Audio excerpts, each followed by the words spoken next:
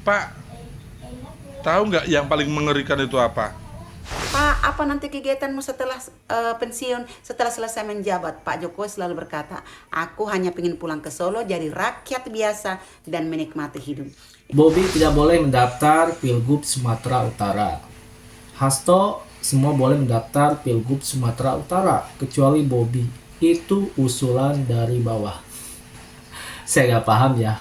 Padahal sekali lagi teman-teman, Bobi itu kan udah dipecat dari PDI. Jadi maksudnya gimana nih?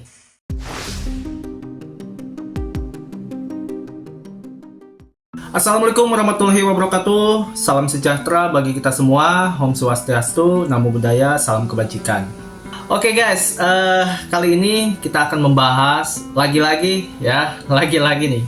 Ada statement terbaru dari Sekjen Partai PDIP, Hasto Kristianto. Nah, teman-teman, seperti yang kita tahu, sejak Gibran menjadi calon wakil presidennya Pak Prabowo, tentu banyak sekali statement-statement yang dilontarkan oleh seorang Hasto Kristianto ini. Dan menurut saya statement yang terakhir ini udah berlebihan. Makanya gak heran akhirnya relawan Jokowi pun ikut berkomentar. Ya mungkin mereka udah kesel lah ya. Ya sebenarnya Lebaran kan memang merupakan momentum untuk melakukan silaturahim berhalal bihalal. Tapi dalam konteks terkait dengan Pak Jokowi, banyak anak ranting yang justru mengatakan, aduh sebentar dulu, gitu, biar bertemu dengan anak ranting dulu. Ya guys, itulah kurang lebih pernyataan dari Hasto Kristianto yang menurut saya ini pernyataan yang paling lucu dan paling ngaco. Kenapa? Ya seorang presiden loh, dia mau ketemu sama ketua umum partai. Masa dia harus datang dulu atau datengin dulu kader-kader partai, anak ranting? Sedangkan anak ranting itu setahu saya ya, anak ranting itu kan tingkatannya ada di desa. Jadi ngaco aja. Lagian Hasto ini kok kayaknya sok tahu gitu. Dia kayaknya tahu banget itu. Emang Jokowi ada rencana mau ketemu sama Ibu Mega? Kayaknya sih saya yakin ya. Untuk saat ini mungkin Pak Jokowi belum saatnya untuk ketemu Ibu Mega. Dan saya lagi-lagi bertanya, apakah statement atau pernyataan dari Hasto ini merupakan statement atas mandat dari sang ketua umum atau sebaliknya? Kalau sebaliknya, berarti statement ini merupakan statement secara pribadi dari Hasto Kristianto. Dan saya menilai hal itu wajar ya, jika memang itu merupakan statement atau pendapat pribadi dari seorang Hasto. Karena saya melihat, tampaknya Hasto ini dia tuh ada rasa takut jika seandainya terjadi rekonsiliasi antara Jokowi dan Megawati. Tapi saya rasa sih tampaknya itu gak mungkin terjadi untuk saat ini ya. Karena selain situasi politik yang belum stabil, kita juga masih menunggu putusan MK tanggal 22 nanti. Dan bahkan mungkin ya, ini menurut pandangan saya, sampai Jokowi selesai pun di Oktober nanti, tampaknya untuk rekonsiliasi ini belum bisa terjadi ya. Oke guys, kali ini saya akan bacakan ya komentar dari Projo, relawan Jokowi mengenai pernyataan dari Hasto ini. Saya kutip dari berita CNN. Organisasi relawan pendukung Jokowi, Projo, tak terima Sekjen PDIP Hasto Kristianto menyuruh Presiden Joko Widodo menghadap pengurus ranting partai sebelum bertemu Ketua Umum PDIP. Sekretaris Jenderal Projo Handoko mengatakan silaturahmi Jokowi dengan Megawati seharusnya digelar biasa aja. Dia menilai tak perlu ada syarat berlebihan seperti yang disampaikan Hasto. Urusan bangsa dan negara itu tidak melulu soal politik. Gak usah pakai syarat. Menolak silaturahim bikin rakyat ilfil, kata Handoko dalam keterangan tertulis Sabtu 13 April.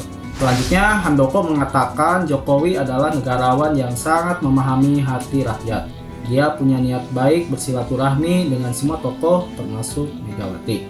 Dia menilai ucapan Hasto itu justru akan berkesan negatif menurut Handoko. Masyarakat Indonesia tak bisa menerima tindakan berlebihan seperti itu. Silaturahim hanya membutuhkan niat baik dan ketulusan hati. Tidak perlu syarat-syarat politis yang hanya akan mencederai hati rakyat, ucapnya. Sebelumnya, Hasto mengatakan Jokowi tak bisa langsung menemui Megawati.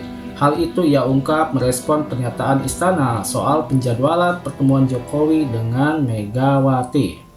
Oke guys, itu tadi pernyataan dari Projo relawan Jokowi mengenai Hasto Kristianto ini.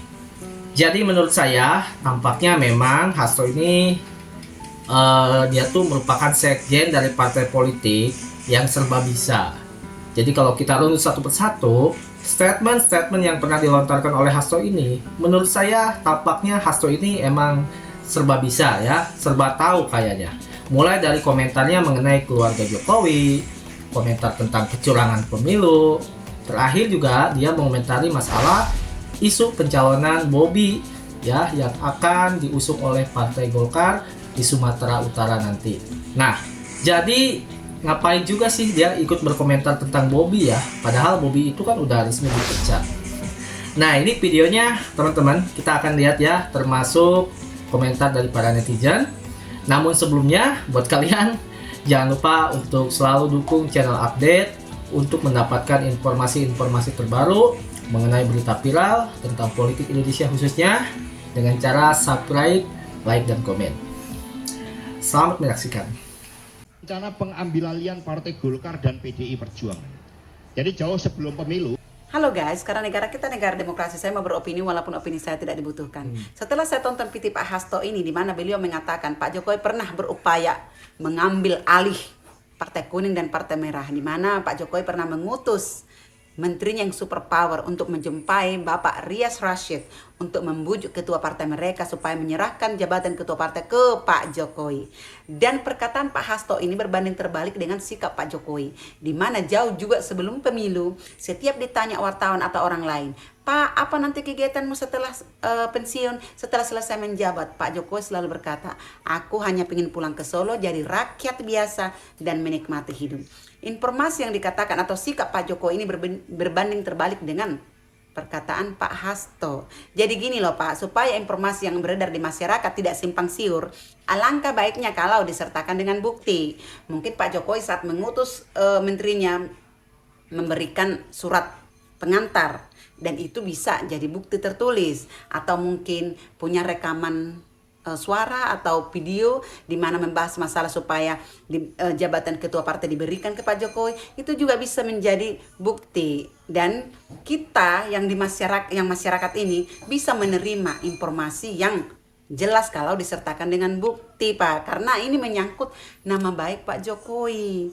Takutnya Pak, orang lain yang di luar sana yang kepingin jadi ketua partai tapi membawa-bawa nama Pak Jokowi, itu yang ditakutkan Pak. Jadi supaya tidak ada dusta di antara kita, alangkah baiknya kalau memberikan informasi yang menyangkut nama baik orang lain disertakan dengan bukti. Karena banyak sekali Pak beredar berita mengenai Pak Jokowi yang menyangkut nama baiknya yang beredar di masyarakat. Contohnya sebelum pemilu nih, dikatakan kalau Pak Jokowi minta 3 periode, setelah dikonfirmasi diubah lagi dengan mengatakan, oh bukan Pak Jokowi, orang lain yang meminta. Lah itu urusan kalau orang lain, itu bukan Pak Jokowi, itu bukan urusan Pak Jokowi, itu di luar dari Pak Jokowi. Dan ada lagi yang mengatakan kalau Ibu Iriana yang ngotot supaya Gibran maju jadi cawapres. Dan masih banyak lagi berita yang beredar di masyarakat yang tidak ada buktinya, yang juga itu menyangkut nama baik Pak Jokowi. Tapi by the way, ini opini saya, pastinya ada pro dan kontra. Nah ini guys ya, kita lihat Bobi tidak boleh mendaftar Pilgub Sumatera Utara. Hasto semua boleh mendaftar Pilgub Sumatera Utara kecuali Bobi. Itu usulan dari bawah. Saya nggak paham ya. Padahal sekali lagi teman-teman, Bobi itu kan udah dipecat dari PDI. Jadi maksudnya gimana nih? Kita lihat ya pernyataannya. Dan melaporkan semua boleh mendaftar kecuali Mas Bobi, itu usulan dari bawah. Loh, kenapa Bobi nggak boleh mendaftar, Pak? Kan yang menentukan pendaftaran tuh KPU, bukan Anda, Pak Hasto ya. Mungkin dia pakai partai lain, mungkin bisa jadi. Nah, ini selanjutnya guys, Pak Hasto mulutnya lemas. Kita lihat guys videonya seperti apa. Terjadi akibat abuse of power yang dilakukan oleh Presiden Jokowi akibat. Assalamualaikum Pak Hasto. Kalau jenengan mau nyari bukti, coba sekali-kali Pak Hasto datang ke lereng Gunung Slamet. Kenapa calon Bapak kalah?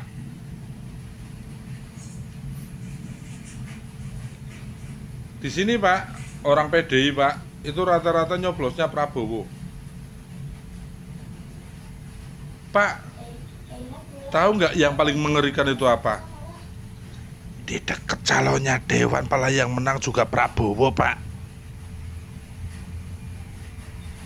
Itu artinya apa, Pak? Nggak ada yang menggerakkan. Semua masyarakat memilih karena cinta. Jadi nggak ada penggerakan dari aparatur negara, penggunaan aparatur negara seperti yang Bapak katakan. Kalau boleh saya ngasih saran ya Pak. Dulu saya ini orang PDI loh Pak ya. Bang PDI katanya. Saya ngasih saran ini Pak. PDI saat sekarang ini dalam kondisi yang kritis Pak. Bapak mau tahu siapa sebabnya? Bapak. Karena Bapak selalu saja berstatement menyerang Pak Jokowi secara personal. Itu kenapa kami masyarakat kemudian beralih. Itu Pak. Jadi ketika suara PDI sekarang turun atau powernya PDI sekarang turun Pak, penyebab utamanya karena jenengan, karena Bapak. Bapak itu Pak terlalu lemes. Bapak itu terlalu menutup mata. Bapak itu terlalu tutup telinga, sehingga nggak bisa mendengarkan, sehingga Bapak nggak bisa melihat seperti apa Pak Jokowi. Dulu dipuja oleh Bapak, sekarang dicaci, dimaki. Gara-garanya apa? Nggak sesuai dengan kemauan Bapak dan partainya toh. Coba kalau sesuai dengan kemauan partainya, pasti masih dipuji-puji sama Bapak. Bapak ini seorang sekjen Pak. Yang harus dipikirkan adalah partainya Pak, bukan memikirkan Pak Jokowi Pak. Iya. Hati-hati Pak. Masyarakat sudah pinter Pak Hasto. Masyarakat sudah pandai Pak Hasto. Pak Hasto, kalau PDI Bapak sekarang kalah Pak, dan akan datang kalah Pak, itu akibat ulahnya Bapak. Ingat Pak, masih ada pilkada loh Pak, serentak di seluruh Masih Indonesia. ada pilkada, guys. Kalau Bapak masih lemes seperti ini Pak, bahaya Pak. Lama-lama, maaf ya Pak ya, maaf banget Pak. Bapak itu, jadi kalau kata orang Banyumas itu jadi sering ngenyis, sering ngerumpi, kayak ibu-ibu. Aduh Pak Hasto, sadar Pak Hasto, PDI ini dalam keadaan yang gawat Pak Hasto. Banyak kader-kader terbaiknya keluar, banyak pemilihnya yang keluar Pak Hasto. Jaga mulut Bapak, jangan terlalu nyerang Pak Jokowi. Yang mencintai Pak Jokowi itu banyak Pak, dibanding yang mencintai PDI. Bapak harus ingat itu, hati-hati Pak. Kalau partai Bapak masih kepengen eksis, jaga mulut Bapak, jaga bicara Bapak, jangan nyerang Pak Jokowi terus. Nanti tenggelam loh Pak. Kasihan Bu Mega. Itu sudah terbukti, kader-kader terbaik PDI sudah pada keluar. Begitu ya Pak ya. Terima kasih. Kalau Mas Hasto terakhir-terakhir ini ceroboh apa enggak tuh Bang? Ugal-ugalan ini. Iya, agak serius. Ugal-ugalan ya. Bilang bahwa Ini kayaknya itu kalau bawa mobil remnya dicopot sama dia itu. Lu nggak mau tahu. belum tengah jalan ya bang. Enggak, bukan remblong lagi, remnya dicopot gitu. Dia lihat rem tuh mungkin gini ya Pak, nggak ada adrenalinnya nih rem. Pas dia lihat dia cek kan rem kan. Enggak. Aduh, ini siapa yang suruh pasang rem? Copot. Iya. Mobil mau jalan gitu ya. Yang terakhir agak ini bang, serius tuh. Pak Jokowi memerintahkan menteri yang powerful, Heeh. ya kan? Tapi apa namanya ini? Disuruh ketemu dengan Rias Rashid untuk membujuk Bu Mega menyerahkan kekuasaan kepada Jokowi di PDI. Ya saya nggak tahu lah, tapi kan ini kalau kita ngomong probabilitas ya. Oh belum ya? Iya, kalau probabilitas itu mungkin aja. Maksudnya apa yang nggak mungkin gitu. Kalau probabilitas main sekedar probabilitas, tapi di luar itu kan logika juga harus dipakai. Ini hubungan lagi nggak baik nih. Terus tiba-tiba minta. Kita lagi musuhan nih. Hubungan nggak baik kan? Misalnya saya sama Ari nih, hubungan nggak baik, terus tiba-tiba pinjam duit dikasih nggak? Dan masuk akal nggak saya tiba-tiba pinjam duit? Kalau ke abang sih masuk akal aja. Nggak, hubungan lagi nggak baik. Hubungan lagi nggak baik nih. Banyak kan yang lagi nggak baik pinjam duit ke abang kan juga. Kalau ini minta partainya gitu. Kalau ini minta partainya, hubungan lagi nggak baik, terus tiba-tiba minta partainya gitu. Masuk akal nggak? Ya menurut saya ada hal-hal yang kecuali dulu ya, misalnya dulu Lagi hubungan lagi baik ya. terus tiba-tiba kayak gitu sih masih masuk akal. Kalau sekarang saya nggak tahu nih. Kan 6 bulan sebelum pilpres katanya. 6 bulan sebelum pilpres. Kalau 6 bulan sebelum pilpres itu mungkin masih baik lah. 5 bulan dong bang. Kalau kampanye aja 3 bulan. Kalau 5 bulan sudah nggak baik itu. 5 bulan sebelum pilpres. 5 bulan sebelum pilpres. Pilpres 14 Februari. Sudah nggak baik. Berarti bulan apa tuh kira-kira ya? Bulan apa? September, Oktober. Iya. Oh, Oktober udah nggak baik dong. Kalau 5 bulan sebelum pendaftaran pilpres bulan apa? Kalau sebelum pendaftaran tuh masih baik tuh kayaknya. Tapi Pendaftaran bulan apa?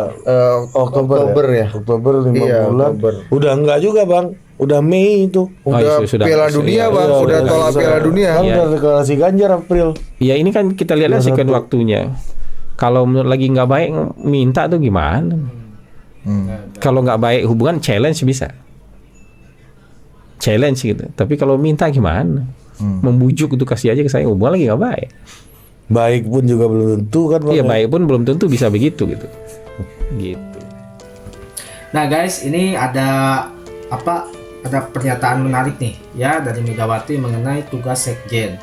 Saya kutip dari lamannya DPD PDI Perjuangan Jawa Timur ya. Ketua Umum PDI Perjuangan Megawati Soekarno Putri mendorong sekretaris partai agar kreatif, terampil, teliti, dan dengan mudah dapat mengatur dan menerangkan agenda-agenda. Sehingga sekretaris itu harus detail dalam pekerjaannya. Sekretaris itu urat nadi partai. Sekretaris juga harus bisa menjaga rahasia partai, kata Megawati. Nah, itu kurang lebih statement dari Ibu Mega ya, selaku Ketua Umum dari Partai PDIP Perjuangan mengenai tupoksi atau tugas Sekjen partai politik.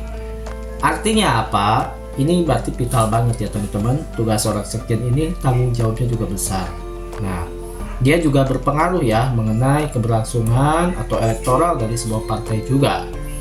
Jadi ini mungkin masukan dari saya sebagai rakyat kecil untuk Ibu Megawati ya, untuk lebih ya dipertimbangkan lagi mengenai Sekjen yang baru nanti. Jadi saya berharap apa yang disampaikan oleh Hasto ini bisa dievaluasi lagi, atau mungkin minimal dikasih masukan lah ya dari elit-elit partai politik di dalam kader PDI Perjuangan itu. Karena kenapa? Karena pada akhirnya teman-teman, jika ini dibiarkan berlarut-larut, maka saya kira ini akan lebih memperburuk situasi atau keadaan, bahkan elektoral dari partai PDIP itu sendiri. Jadi mungkin mohon maaf sebelumnya, ini hanyalah sekedar masukan dari saya ya, terkhusus untuk Ibu Megawati mengenai pernyataan dari Sekjen Anda Hasto Kristianto ini yang menurut saya ini sudah berlebihan.